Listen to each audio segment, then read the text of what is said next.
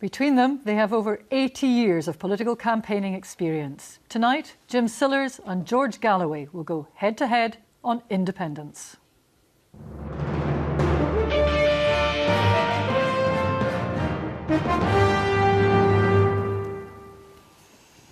Good evening, welcome to the latest in our series of Newsnight Scotland referendum debates. Tonight we have two veteran campaigners in the spotlight. Jim Sillars has made the journey from being a Labour MP to becoming deputy convener of the SNP, in between finding the breakaway Scottish Labour Party and winning the 1988 Govan by-election for the SNP. He's written a manifesto for a socialist independent Scotland called In Place of Fear 2. George Galloway has been a Labour MP representing Glasgow Hillhead from 1987 until 2005, although he was expelled from the Labour Party in 2003. He's now the MP for Bradford West and leader of the Respect Party. He's touring Scotland, campaigning for the Union with his Just Say No shows. Welcome to you both. Well, let's get started. Isabel, you've got the first question. George Galloway, would an independent Scotland have the people and the talents to prosper? Sure, the Scottish people are tremendously resourceful. Talent will not be in any shortage, neither will resourcefulness. But the facts are chiels that win a ding. This proposal that we're voting on in September, which is not Jim Sillars' proposal, but Alex Salmond's, is, as Jim Sillars described it, nonsense on stilts. And it's a very poor campaigning slogan. Vote yes for nonsense on stilts. Mr Sillars, if I can ask you, are you happy to kind of leave the people of the north of England, the Welsh valleys, to a government that perhaps a right-wing government that they might not vote for? Before I answer that, it's very important that people in Scotland know that this referendum is not about Alex Salmond. It's not about the SNP. You're not being asked to endorse the white paper. This is a national issue. Salmond's mortal, the Scottish people are immortal. And this is about what we'll do with our country when we are absolutely free of Westminster. Now, am I happy to leave the people of the northeast of England? Well, we are not a region of a country. We are a nation. And we can escape from what is to come inside the United Kingdom, which is a skint organisation and which is at the final stages of the end of the English/British Empire. I'm very sorry for the folk in Merseyside in the northeast of England. They are stuck with the nation which they are members of. I look at Scottish state interests and say, we have voted along with you time after time after time after time, and we end up at the end of the day not getting the policies we voted for. It's time that we started not to be blackmailed by this stuff, but say Scottish state interests.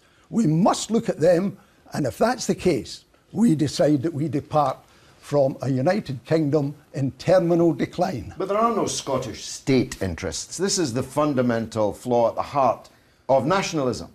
The bus driver in Bathgate has far more in common with the bus driver in Bradford than with the man that owns the bus that he drives, who happens to be the biggest donor to Scottish National Party coffers and the biggest funder of the Yes campaign. I have nothing in common with Brian Souter. When Jim was a champion of the miners in Ayrshire, he had everything in common with the miners in Durham and nothing in common with the Yule and Dodds drivers who were scabbing on the miners' strike, even though they were Scottish. This is a fundamental flaw in the nationalist idea. But when we look at the political makeup of the UK, it's fair to say the Conservatives and UKIP more popular in England than here in Scotland. Is there not an argument for an independent Scotland being a social beacon for the rest of the UK? Well, it wouldn't be, because as I said at the beginning, facts are chiels that win a ding. This nonsense on stilts, which is, Jim, what people are voting for, is for a currency union with the Treasury in London. It's right, Jim's right, it is nonsense on stilts. You wouldn't be independent at all. You'd be entirely dependent on the fiscal monetary policy set in the Treasury and in the Bank of England, the clue being in the name. What would happen though? What would happen? And it's already been announced by the SNP. 3% cut in the taxation on private companies' profits. And we'll come to those Thus, issues in the just a race to the second. bottom begins. We'll come to those issues as we progress through the programme, but could it not be argued that a yes vote in Scotland would be a seismic shift across these islands that could lead to political change and benefit in the way that you would like to see the people of Merseyside and these other areas that you've mentioned? Well, it would certainly be a shock, and a shock just like the one that Mrs Thatcher introduced, laying waste to the Scottish industrial heartland, which has never recovered. For example, when there are no MOD orders for the Clyde shipyards, the job loss will be the equivalent of the job loss at Linwood when the motor manufacturers pulled out of there. There's a real danger that Scottish... Why would there be no MOD orders before you progress that? Why would the MOD place its orders for its warships in a foreign country? Well, why would the Scottish Government not be able to come up with contracts and orders for that? I'm not sure what size of a navy the new Scottish SNP government would begin to build. But the more that they built, the less they'd be spending on the vital necessities of life in Scotland. And they've made it clear. It would be a free market, low tax. They've already announced it's the one part of the budget they are ready to write before independence. A 3% cut in corporation tax. And so what they would have to spend would have many, many mouths to feed. Jim Sillars, would independence bring political change elsewhere in the rest of the UK? No, I want to answer this. George is doing what the No campaign tactic is, and that is to glue Alex Salmond and the SNP to the idea of independence, attack Salmond and the SNP, and therefore bring down independence. He has not uttered a single word against independence per se. Indeed, at the start, he admitted we are a viable unit, both politically and economically. It's hardly an admission, Jim. Well, it's a very important admission, because you then have got to argue against that political entity being independent, which you have not done. You've argued against Salmond and the SNP. Well, they are not the issue. They are the issue. No, you would say that, wouldn't you? Because you have the same views on Alex Salmond and his nonsense on stilts as I do. But everybody knows this white paper was written by Alex Salmond. He's the Chief Minister now. He'd be the Prime Minister in an independent Scotland. You'd have an SNP profit tax cutting government.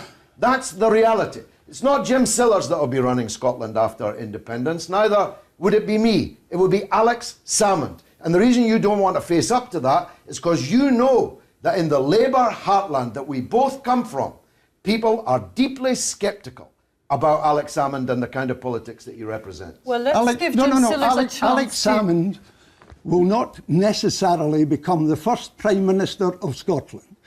When we vote yes on the 18th of September, Scottish politics is turned upside down. I, for example, will be very happy to vote for a left-wing Labour government. I'm a member of the SNP. I know others in the SNP who went into the SNP from Labour in order to use it as a vehicle for independence. When it's provided that particular function, then we leave it be. And this is the Galloway no idea. Attack Salmond, attack... How about attacking independence, George, for a change?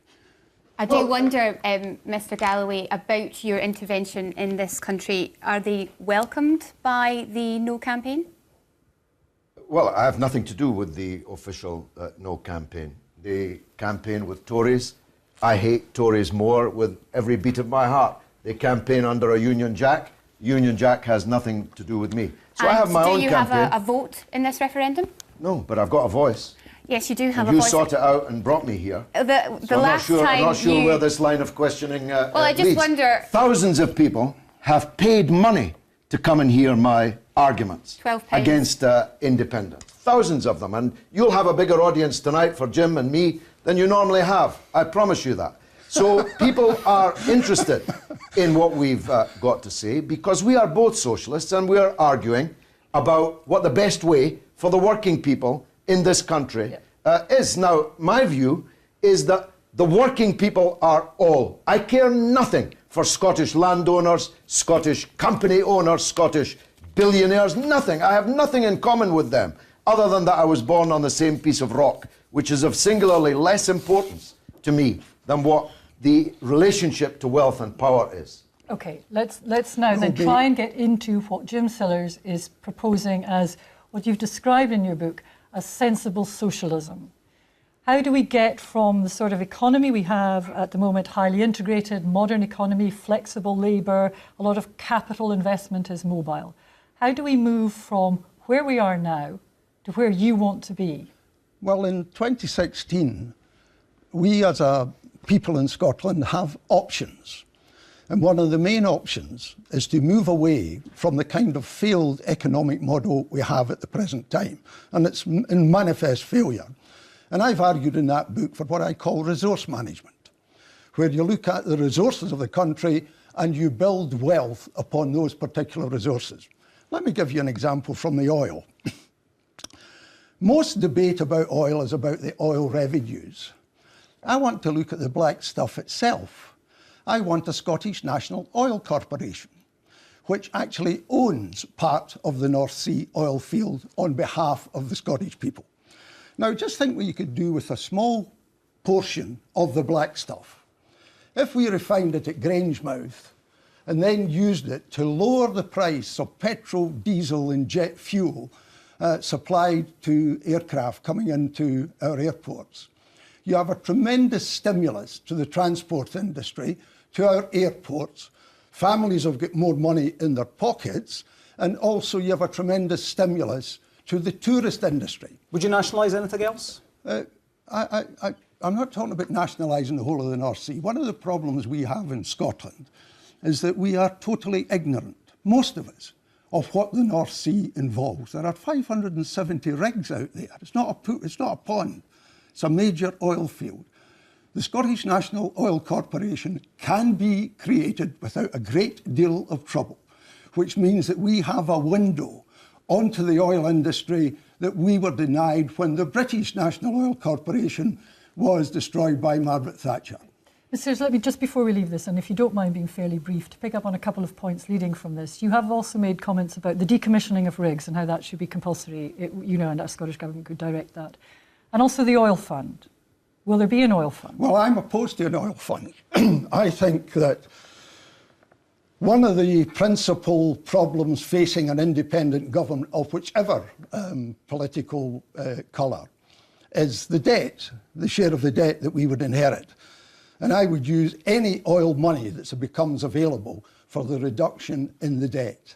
And that therefore frees up a lot of resources for other things in the economy. So Alex Salmond and I part company on that. And the point I've been trying to make to George and others is that we've got options come the 19th of September. Well, before and one of them is to get rid of Alex Salmond. Well, before we come to George Galloway, just on that point, you said that you would like to vote for a socialist Labour Party in an independent Scotland. Did you hear anything from Joanne Lamont at the weekend that would allow you to put your cross in the box for Scottish Labour come 2016 if there was a yes vote? Not yet, but there were moves, weren't there? And once Scottish Labour has Middle England off its back, then I think we'll see a very different one. And I've talked to people inside Labour for Independence. They have a dual purpose.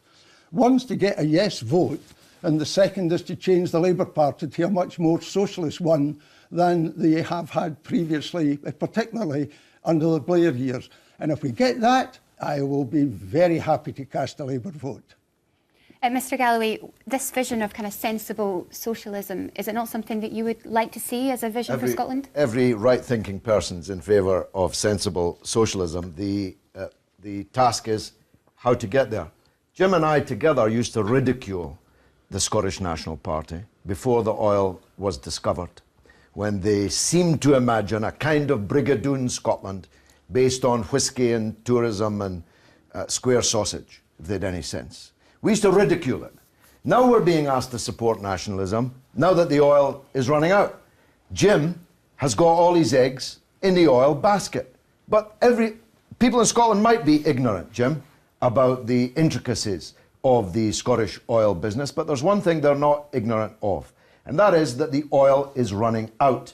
And secondly, that its price fluctuates fantastically. It'll be finished by 2050. My children, your children, and their children have got to live much longer than that. Now, the point is this.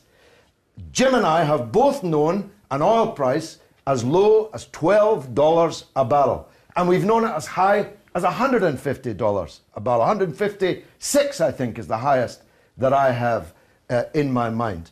The point is, you can't put all your eggs in the basket of a commodity that's fast running out and whose price you simply cannot predict. What if fracking takes off? I hope it doesn't. But what if it takes off? The price of oil will fall. And if all your economy is predicated upon oil production, which is in any case declining, must decline, then I think you're up the river without a paddle. But certainly... excuse me, it is not predicated only on oil.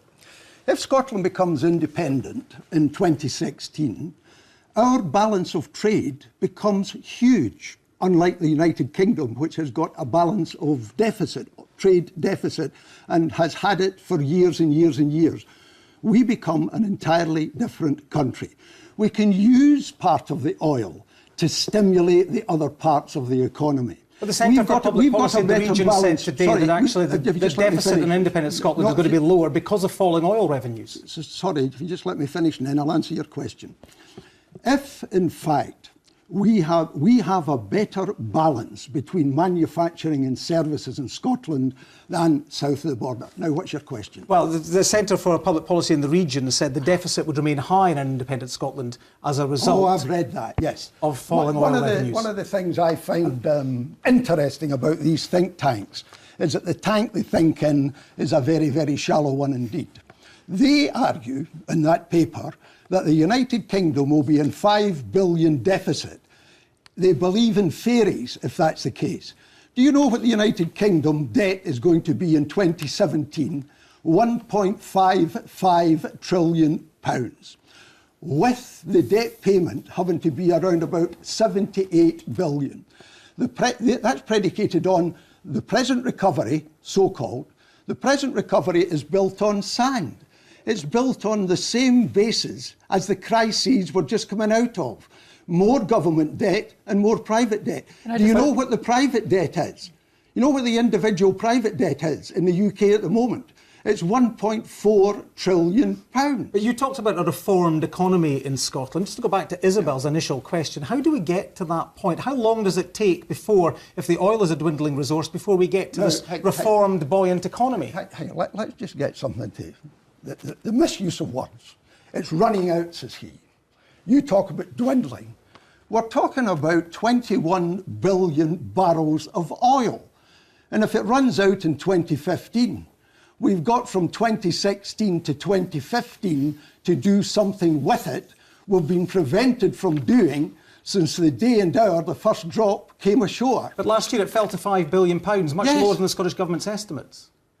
And the current year shows a further fall, not yet published. Yes, it'll go up and down. We all know that. Quite. Well, yes. Who's to say in 4 years' time that it's not going very, very high up because of circumstances in the world? But what if it goes very, very far down? Well, I mean, are you really prepared to mortgage your children and their children's future on a resource that is either running out or dwindling, or at least in Jim's terms limited? It must be limited. There's no sensible person says we're still going to be producing beyond 2050. You ready to mortgage your children's future on an oil price you can't possibly predict, that has been as low as around 10 and has been as high as around 156? That's nonsense on stilts. Who's voting for your form of socialism, George Galloway? Well, there is not an option here in Scotland. Well, there was in 2011, and there were 3 different socialist parties around, and they polled roughly 28,000 That's not my votes. kind of socialism. You're talking about parties or different classes of Trotskyism. That's nothing to do with me. I'm with Sillars for sensible socialism. It's not a question of who's voting for it. This is about a referendum in which it's yes or no. Yes to nonsense on stilts, or no to nonsense on stilts. But when it comes to it, surely we're talking about voting, because to the heart of this matter for many people is the fact that they would get the governments that they voted for in Scotland. Jim can whistle in the wind, but he knows that Alex Salmond will be the first Prime Minister. And he knows that Alex Salmond and his party, with their addiction to nonsense on stilts, will keep the Queen, will stay in NATO, will do everything that they can to stay in the pound, governed by the Bank of England. Clue, again, I say, being in the name. There's nothing in that for Scottish working people. There might be for Jim Sillars' proposals. I haven't read his book yet, but I will. There might be something in Jim Sillars' proposals, but that's not what we're voting for. Mr Sillars, do you see the SNP as a socialist party? Of course it's not. No. And it's never pretended to be. What is it? They call themselves social democratic, which most people will find very hard to actually define, but it takes them away from the tartan Tory idea that was always flung at them for many, many years. So it's not a socialist party. And that's one of the reasons why I'm quite convinced the SNP will not win the 2016 election. George keeps going on as if it's Alex Salmond that's the issue here. It isn't Alex Salmond who's the issue. It's my grandchildren and everybody else's grandchildren who are the issue in this election. Who's going to win the election, then? If we remain part of the United Kingdom in serious terminal decline, we'll go down the tubes along with them. So who's going to win the election? I would imagine a rejuvenated left-wing Labour Party would win the election. A very good chance of winning the election. Do you have any concerns at all, Jim Sillars, that at this stage, in articulating what you are articulating, that at the very time the SNP is trying to calm voters by, as George Galloway has criticised, retaining many of the things that exist within the Union at the moment, they're trying to get rid of the fear. They're saying, look, this is what we've thought through, this is how this would work, there isn't an issue about currency, and on it goes. Have you any concern at all that you undermine the prospect of independence by taking the stance and making the comments you make now? No, I think I'm enhancing it. Because one, as I repeat, it is not about the SNP.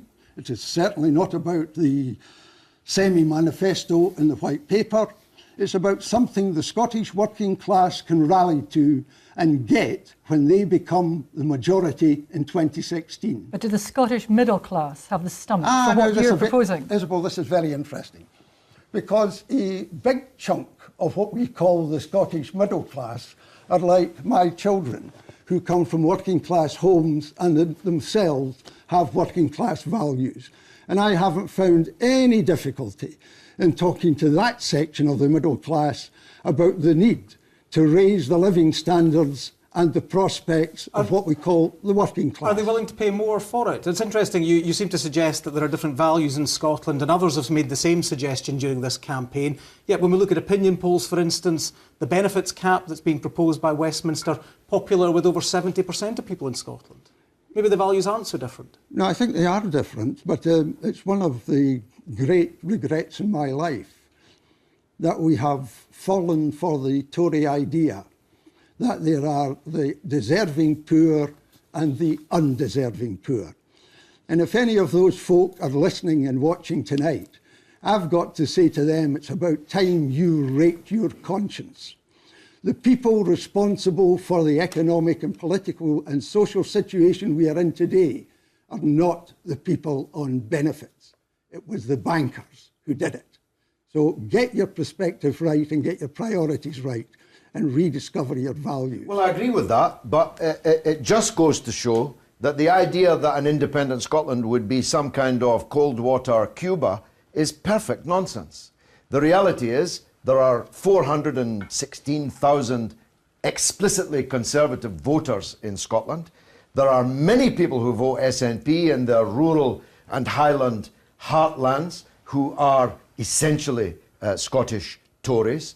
The idea that a Scotland that came out of all of this would be the kind of Scotland that Jim or I would like to see is perfect nonsense. We'd be in a race to the bottom, and the losers would be the very working class that Jim has spent his life trying to liberate, because the taxes in the country would be cut to entice corporations. The English Tory government, and it would be an English Tory government because they'd be starting with 41 of a start if Scotland was pulled out of the Westminster arena, would be undercutting us. We'd undercut them.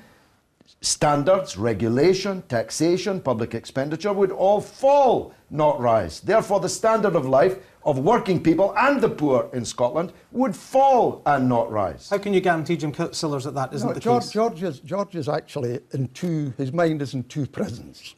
One is a United Kingdom prison. He can hardly view Scotland outside of the model of the United Kingdom. And he's in the other prison. He detests Salmond and the SNP so much that he can't move himself away from that target. The working class people in Scotland are in a majority. And if you ally them to that group of the middle class I was talking about, then we will win in 2016. And I'll tell you why. Right now, tonight, there have been thousands, and I do not exaggerate, thousands of people working all over this place of Scotland for a yes vote. People who are becoming political and becoming radicalised as they go round the housing schemes. And they've told me, no way are we going home on the 19th of September. And one of the reasons for writing that book and the meetings I'm doing, I am trying to sow seeds of what we can do when 1 minute past 10 we have the sovereign power that is ours between 7 a.m. and 10 p.m. Let me ask you then, Jim, do you think there is a momentum now that whatever way the vote goes this time around, and I know what you want it to be, but whatever way it goes this time around, do you think now there is a momentum that is going absolutely towards independence at some point, or could that momentum be dissipated? No, I think the first tactic to frighten the light out has not worked. The second tactic still has some adhesion, because that's why George is punting it tonight. This is about the SNP and not about the independents. But I'm finding as I go round, and I've been very extensively around Scotland, that people are beginning to say we can, in fact, do it ourselves. I've been telling them, look, the greatest handicap we have is the myth of our own inadequacy. We've had it punted to us time after time, too wee, too small, too poor, too reliant on big cousin England. That myth of our inadequacy is beginning to disappear. And when it finally evaporates, which I think it probably will do round about June, July, you will see the yes side actually in the lead in the polls. Do you think, George Galloway, independence is inevitable? Maybe not this time round, but at some stage in the future? Not at all. In fact, only one out of the last 7 polls have shown the gap even narrowing. And who knows what tomorrow's polls will bring after this debate. I'll be claiming credit if they go my way. I think that the majority of Scottish people realise that they have more in common with other English-speaking peoples, working people, just a few miles away. There is nothing foreign about the people in Newcastle. There is nothing foreign about the Beatles in Liverpool. There is nothing foreign between former miners in Ayrshire and former miners in Durham. They are the same people, speaking the same language, with the same culture, with the same economic interests, working, if they're lucky, for the same employers, and joining, as they should, the same trade unions. Do we have a different view on nuclear weapons in Scotland and illegal wars, as you would categorise them? Because we're told an independent Scotland would not find itself in the position we found ourselves in previously. Well, that can't be true, because the white paper says we're staying in NATO, and it's NATO that's waging the wars. And the last time I looked, Scottish regiments were fully engaged in those imperial wars. Well, the SNP said 24 of the 28 NATO states opposed the war in Iraq. But they'd still have to be following the orders of NATO, or leave it. Why didn't they have the courage of their convictions then and say we will not be part of NATO? I'll tell you why, because there are large parts of the SNP's electorate who wouldn't support that. This myth that Scotland is somehow a colony of England, when in fact Scotland and England together colonised the whole world, and their empire was so vast that on it the sun never set, because God would never trust us in the dark, is one of the most hollow. I know Jim Sillars very well. Not as well as Jim, and if there's anyone detests Jim Sillars, Alex Salmond, it's more Jim Sillars than me. But I know him very well. There's nothing anti-imperialist or anti-war about Alex Salmond and the SNP. I've got very good news for George. When we're independent, Trident goes, and we've been told that if Trident goes, we can't join NATO. Goes where and when? Where is it going to go? It How much go- safer are you with Trident on the Tyne than you are But with Trident on the Clyde? George, if we vote no, we've got Trident forever, never, amen. At least if we vote yes, Scotland has made a contribution to the worldwide anti-nuclear campaign by getting rid of it. I've seen you on the television, George, being dragged out of Exactly. the Trident base by the police. Why don't you want us to get rid of it? I do, but you won't be getting rid of it because it will only go across a border, and that's something Jim doesn't want to talk about. The fact that there will actually be a border, has to be a border, because we're going to have a different immigration policy in Scotland, aren't we, to the one that the Tory government in England are going to impose. And you can't have two separate immigration policies on one small island without a border. It'll only be going across the border, which means that in any nuclear exchange, we'll be eviscerated just the same, whether it was in the Clyde or whether it was on the Tyne. The only way to get rid of Trident is to get rid of it from this island altogether. And that requires a real Labour government committed to destroying it. The kind of Labour government Jim says is possible in Scotland. Well, if it's possible in Scotland, why isn't it possible in Britain? Can we move? Well, just a very brief point, if you wouldn't mind. Tell I want to move on George to why. another issue. George's own words at the Oxford Union in October. And he's talking about a real Labour government south of the border. Political class, and he's talking about the lot, completely incapable of rising to the challenge, merged into one at Westminster. Two cheeks of the same backside, could not slip a sixpence between them. So George is actually urging us to vote no, to remain in a system which he utterly despises and actually has destroyed verbally with his normal colourful language. But he hasn't answered my question. We have a chance of getting rid of Trident from Scotland.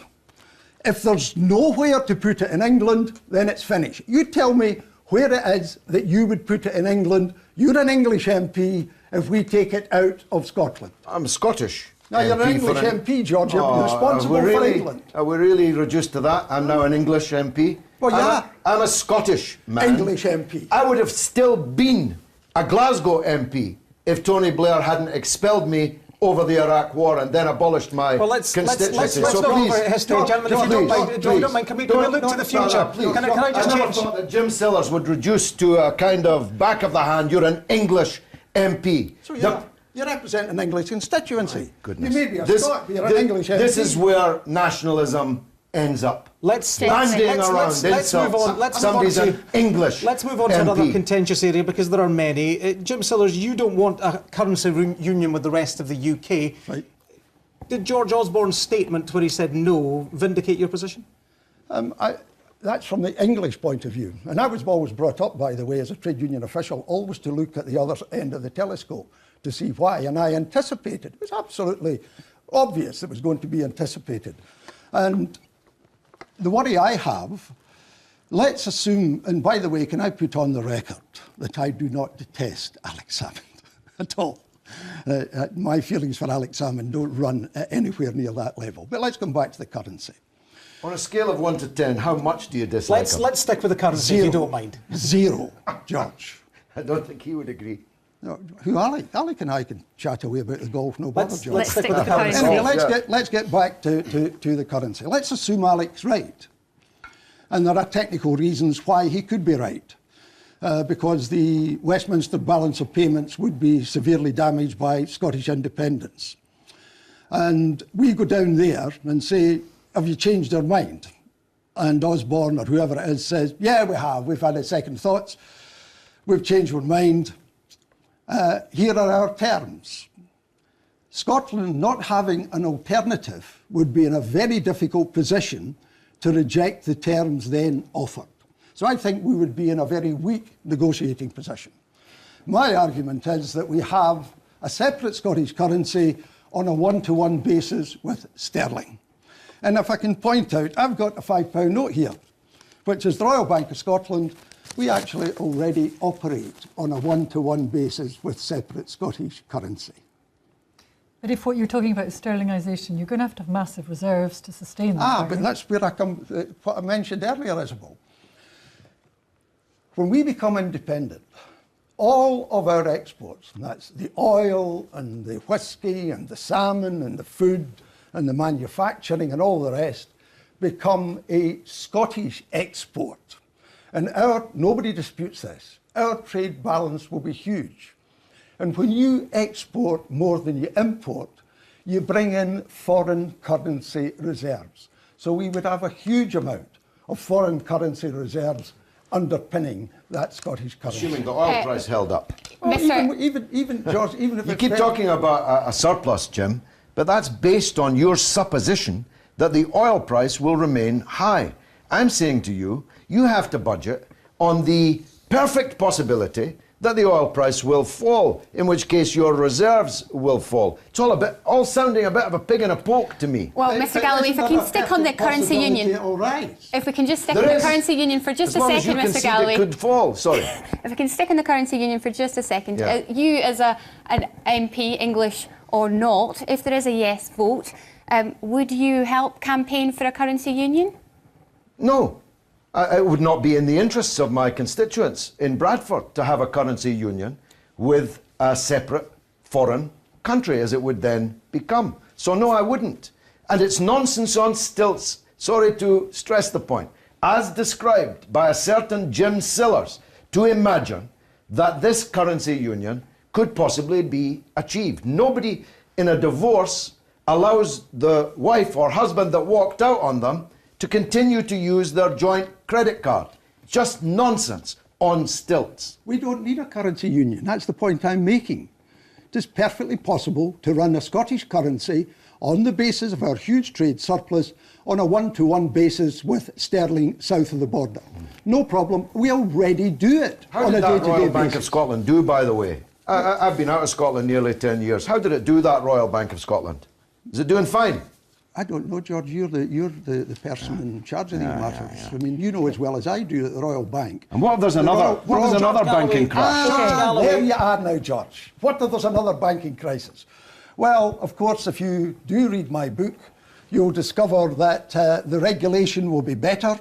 We'll divide between the investment banks and the retail banks. And you know... The banks will move out, Jim. Why would the bank stay in Scotland to be regulated by your sensible socialist policies when they could relocate to London and be regulated by nobody? Well, tell me something. Nobody ever asks RBS and company, where are you going to go? Has anybody ever moved house? You know the trauma, and that's a very small thing for individuals to do, moving house. Think of moving a major financial institution. Where are they going to go in London? One of the most expensive real estate places in the world. How much is it going to cost them to change the IT system from Edinburgh down to London? These are the questions that should be asked. Where are you going to relocate? Let me ask you, just because time, I'm afraid, is as always against us, let's just ask about Europe, if you wouldn't mind. George Galloway, you want to stay in the EU. Wouldn't Scotland be in a better position on that front if it was independent? Because after the next election, if there's a Conservative government at Westminster, there may well be a referendum on this, and I'm confident about the outcome. I'm confident about the outcome of that referendum, and I'll be campaigning to remain in the European Union, as anyone with any brain cells will also be doing. But an independent Scotland might not even be in the European Union. I don't know if you missed it last week, but the region of Venice just had a referendum to withdraw from Italy. The Northern League already wants to break up Italy. The Flemish nationalists want to break up Belgium. The Basques and the Catalans want to break up Spain. And I could, believe me, go on. Why would the European Union states vote to allow a carte blanche to any part of any country that breaks away from the existing states to automatically accede to membership of the European Union? Isn't Scotland already a member? Are you suggesting that the EU would throw Scotland out? It's not a question of what I'm suggesting, it's what the President of the European Union told you. And I think the shock value of that is still to reverberate properly. Because if people vote for independence and this nonsense on stilts and end up not being allowed to enter the European Union, we'll really be up a gum tree. I think at one point, Mr Galloway, you said that Scotland would risk become small-minded and insular if we were outside Europe. Mr Sillars, do you think that would be the case? I don't see why I should change inside or outside Europe. My mind is exactly the same as it was previously and will be the same tomorrow morning as well, and that applies to everybody in the country. I have a preference, which is for the European Free Trade Association with Norway, Switzerland, Liechtenstein and Iceland. But look at it from the point of view of what the European Union preaches, bearing in mind that according to the legality, we are citizens of the European Union. It goes round this world preaching democracy, change peacefully by the ballot box. And nobody could question democratic, peaceful ballot box change if Scotland becomes independent. And do we really believe that on the international stage, people would look at the EU and say they're a bunch of hypocrites? Well, they do that anyway, because they are a bunch of hypocrites. Listen. Right now, they are offering Ukraine, which isn't a member of the European Union, access to their markets. Are we really to believe that if we vote in a way that Brussels doesn't approve, they will expel us? And do we really believe that the Spanish will be happy about that, even taking Barcelona into account or the Catalans into account, because it destroys the common fisheries policy, one of the pillars of the European Union? Now, I say I'd prefer to be in EFTA because you get access to the European Union's market automatically as a member of EFTA. But at the same time, I cannot conceive of the European Union expelling citizens for doing what they have preached to others, vote peacefully for change. There's no question of expulsion. You have to apply to join. The President of the European Union has already told you that. And there's no automaticity. How could there be? How could the Spanish or the Belgian or many other governments accept the automaticity of breakaway states automatically being a member of the European Union? Now, Jim doesn't want to be in the currency union, doesn't want to be in the European Union. He has a wholly different approach and perspective on these matters to what we're actually voting on. I say campaigning for a yes vote for nonsense on stilts is not likely to reverberate in many streets. Well, let's look at what might happen if there is a no vote. Would you like to see more powers for the Scottish Parliament? That's a matter for you. If you can come up with a scheme for more devolution, I was a Home Rule supporter from the 1970s, shoulder to shoulder with Jim Sillars, consistent with remaining within a state, the British state.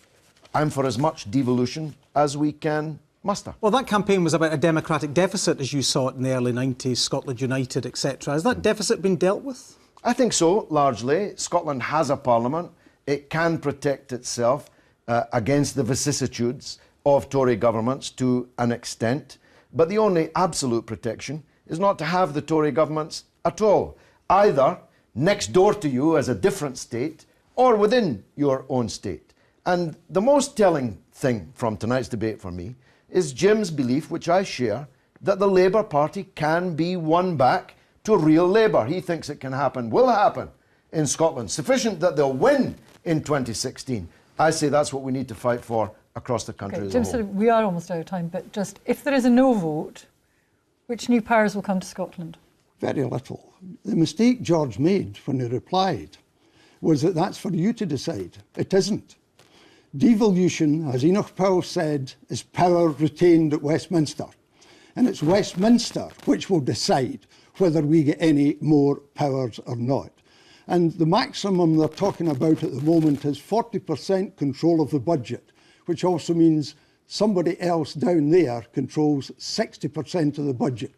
Compared with the full control that independence gives us, it's a pig in the poke. In a currency union, the other country will control far more than 60%. They'll control 100% of your monetary fiscal policy. They'll control your budget far more if you break Scotland up from the rest of the United Kingdom than you will with a devolved settlement. We are running out of time here, but Jim Sillars, George Galloway has said that he would like to be Prime Minister of an independent Scotland. Would you vote for him? No. I'd vote for him. No, I wouldn't vote for George. When you're saying you'd vote for him, if there was a yes vote and Jim Sillars was the one who shaped the socialist programme, you'd change your mind and vote for independence? If there was an independent Scotland, then I'd be supporting Scotland. He was just about to insult me, so before he gets the insult in, let me make that clear. I have the highest admiration for him and have done for more than 40 years. But we both know that Alex Salmond will be the first Prime Minister. Keep that in your mind. Why wouldn't you vote for Mr Galloway, Jim Sillars? George is an extremely able, very capable and very often brilliant politician. But he's a one-man band, and I would not vote for a one-man band for Prime Minister. Who else is in your band? I'm not a band at all. I'm just an old-age pensioner wandering around the country. Making speeches, George. We're glad that you both wandered in here tonight. Let me thank you both very much indeed for joining us this evening. Thanks to our guests, Jim Sillars and George Galloway. And thanks to you for tuning in. Gordon is back tomorrow, but from us, good night. Good night.